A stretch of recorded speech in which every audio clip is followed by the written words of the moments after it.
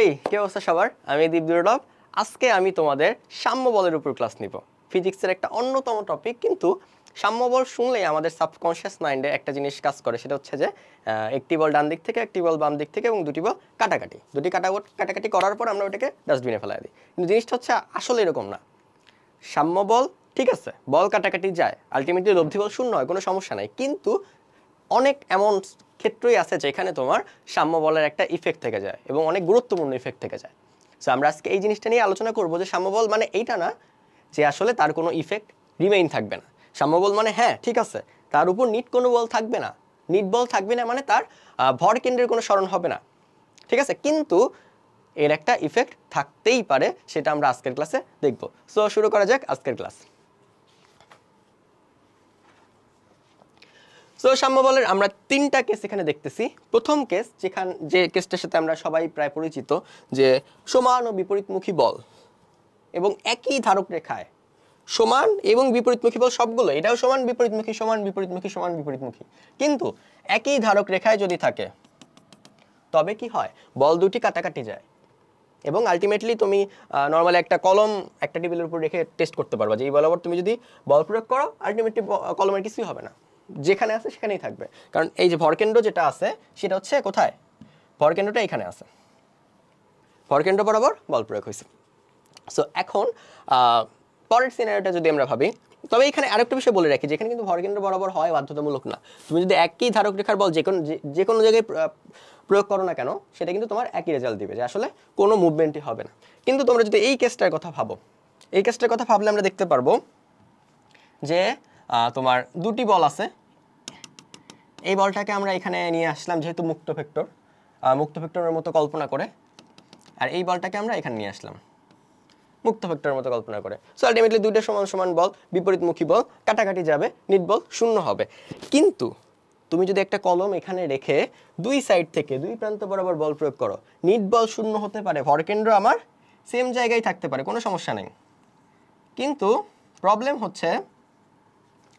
হচ্ছে কলমটা মুভ করবে ঘূর্ণন দিবে তাই না তুমি যদি এই বরাবর কলম রেখে এই বরাবর বল প্রয়োগ করো আলটিমেটলি কলমটা ঘুরে যাবে তাই না বল শূন্য টর্ক শূন্য না বল শূন্য হচ্ছে ঠিকই কিন্তু টর্ক শূন্য হচ্ছে না সো আলটিমেটলি যেটা দেখা যাচ্ছে যে এখানে ঘূর্ণন তৈরি হচ্ছে এটা হচ্ছে আমাদের সেকেন্ড সিনারিও এবং থার্ড সিনারিও যেটা এটা খুবই ইম্পর্টেন্ট সিনারিও এর উপরে আমার অলরেডি একটা অধ্যায় আছে সেটা হচ্ছে পীড়ন বল ঠিক আছে এই জিনিসটা আমরা অনেকেই জানি না অনেকেই খেয়াল করি না যদি একটা বস্তুকে তুমি টানতে চাও তুমি একদিক থেকে যদি টানো একটা রাবার হাতে নিয়ে যদি তুমি একদিক থেকে টানো কি হবে রাবারটা তোমার হাতের সাথে সাথে চলে যাবে কিন্তু তুমি যখন ওই রাবারটাকে এক সাইডে ধরবা এবং আরেক দিক থেকে টানবা তখন যেটা হবে এই দিক থেকে তুমি ক্রিয়া বল প্রয়োগ করতেছো আর দেয়ালে বা হাতের সাথে রাবারটা অ্যাটাচ থাকার কারণে এই দিকে সে প্রতিক্রিয়া বল পাচ্ছে বা অন্য কথা বললে তুমি যদি রাবারটাকে এইভাবে টানো তুমি উভয় সাইড থেকে সমান পরিমাণ বল দিচ্ছ রাবারটা লম্বা হচ্ছে রাবারটা যখন এখানে ছিল সেন্টার এখানে ছিল ভরকেন্দ্র তোমার এখানে ছিল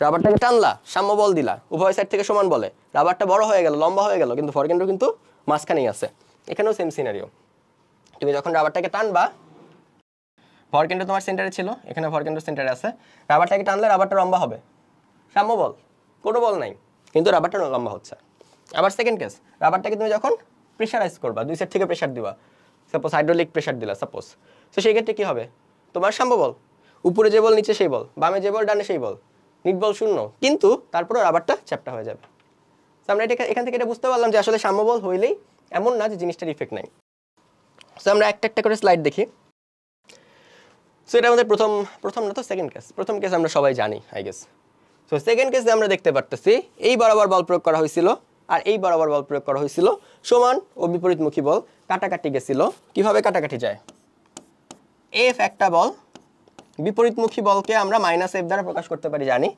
দেন দুইটা বলের যখন আমরা যোগফল করি বাচ্চাকালের যোগফল করতেছি সো তখন আমরা 0 পাবো বোঝাই যায় এটুকু আমি আশা করি তোমরা সবাই জানো সো আলটিমেটলি 0 বল মানে লব্ধি বল শূন্য সাম্য বল সো এখানে সাম্য বল আছে ওকে ফাইন কিন্তু ঘটনা কি ঘটতেছে জিনিসটা ঘুরে যাচ্ছে কিন্তু যদি খেয়াল করো ভরকেন্দ্র যে জিনিসটা আছে সেটা কিন্তু সেন্টারেই আছে ভরকেন্দ্র সেন্টারেই আছে তাহলে আলটিমেটলি কি দাঁড়াইলো যে বস্তুটা মুভমেন্ট হতে পারে সাম্য বলের কারণে বস্তুর মুভমেন্ট হতে পারে কিন্তু ভরকেন্দ্রের মুভমেন্ট হবে না।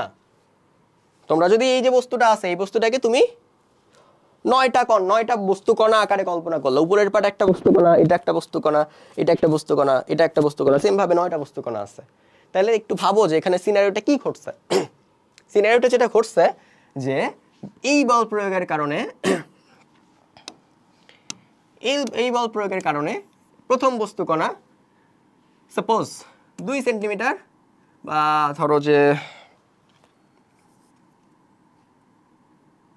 3 সেন্টিমিটার 4 সেন্টিমিটার ডানে সরছে। ওকে, দেন এই বস্তু কণা 3 সেন্টিমিটার ডানে সরছে, এই বস্তু কণা 2 সেন্টিমিটার ডানে সরছে, এই বস্তু কণা 1 সেন্টিমিটার ডানে সরছে।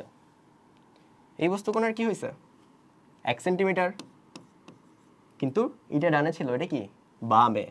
সেম ভাবে এই বস্তু কণা 2 সেন্টিমিটার বামে, এই বস্তু কণা 3 সেন্টিমিটার বামে, এই বস্তু কণা 4 সেন্টিমিটার বামে। তাহলে কি দাঁড়াচ্ছে যে প্রথম বস্তু কণা ডানে সরতেছে 4 সেন্টিমিটার, এইটাকে পোষানোর জন্য আলটিমেটলি শেষের বস্তু কণা 4 সেন্টিমিটার বামে সরতেছে, কাটাকাটি।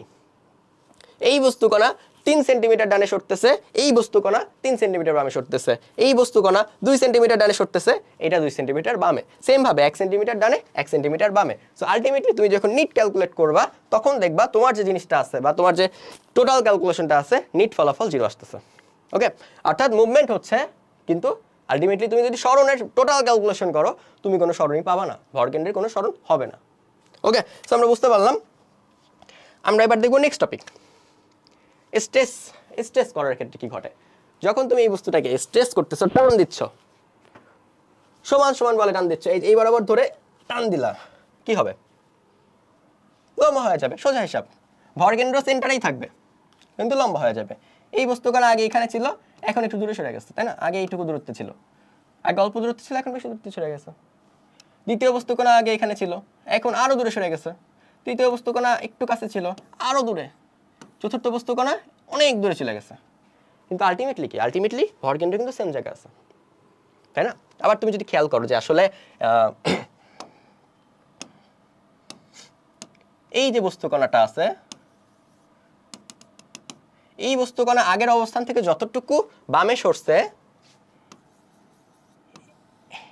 এই বস্তুকণা কিন্তু আগের অবস্থান থেকে ততটুকুই ডানে সরছে। আলটিমেটলি সরণের নিট ক্যালকুলেশন করলে আবার তুমি সেম টু সেম জিনিস পাবা। এই বস্তুকণা যতটুকু ডানে সরছে, এই বস্তুকণা ততটুকু বামে সরছে। সেম কেস, এই বস্তুকণা যতটুকু ডানে সরছে, এই বস্তুকণা ততটুকু বামে সরছে। Same to same scenario. তোমার আলটিমেটলি নিট যে সরণ আসতেছে, আমরা ভরকেন্দ্র হিসাবেও কল্পনা করতে পারি যে ভরকেন্দ্র সেন্টারে তো আসছেই। আর তুমি যদি একদম ভেঙে একদম ডিপ ভাবে ভাবো, তাও কিন্তু দেখবা যে আলটিমেটলি সব কিছু সেম অবস্থানে আছে। ওকে, এরপরের কেসটা যে আগে আমরা টান দিছিলাম, এবার আমরা চাপ দিছি, ছোট হয়ে গেছে, তাই না? খুবই ইজি ব্যাপার, কোনো কঠিন কিছু নাই এখানে। সো এখানে আমরা দেখি আরেকটা কালার নেই, কোন কালার নিব? কমলা নেই। সো এই যে সাপোজ ধরো যে এই বস্তু কণাটা নিয়ে আমরা ভাবি, এটা কয় নম্বর বস্তু কণা? এটা 0 ছিল, সেন্টার 1 2, 2 নম্বর বস্তু কণা 0 ছিল, সেন্টার 1 2। তো এই বস্তু কণাটা ছিল আগে এখানে, এখন কই আছে সে? এখানে চলে গেছে, তাই না? যে বস্তু কণাটা আগে ছিল এই রেখা বরাবর, এখন সে ডান দিকে সরে গেছে। সেম ভাবে এই বস্তু কণাটা আগে ছিল এই রেখা বরাবর, এখন সে বামে চলে আসছে। তার মানে তুমি যদি ঠিকঠাক ভাবে মাপতে পারো, দেখবা যে এটা যতটুকু ডানে সরছে, এটা ততটুকুই বামে সরছে। আবার আর এই জিনিসটা তো তোমরা দেখছোই যে আসলে ভর কিন্তু সেম জায়গায় আছে। সো আলটিমেটলি তুমি যে দিক থেকেই ক্যালকুলেশন করো না কেন, তুমি সাম্য বলের কারণে ভর কেন্দ্র সেম জায়গায় পাবা, কোনো সরণ পাবা না। সেম, কিন্তু তোমার বস্তু কণার বা বস্তুটার যে কোনো পার্টের সরণ হইতেই পারে, যে কোনো পার্টের সরণ হইতেই পারে, কিন্তু এমনভাবে সরণ হবে যেন আলটিমেটলি নিট সরণ সেম থাকে। বা কোনো সরণ, যদি তুমি টোটাল সরণ ক্যালকুলেট করো, অল্প অল্প করে ক্যালকুলেট করো, দেখবা যে আলটিমেটলি কোনো পরিবর্তন হয়নি। তাই কিছু বুঝতে পারছি?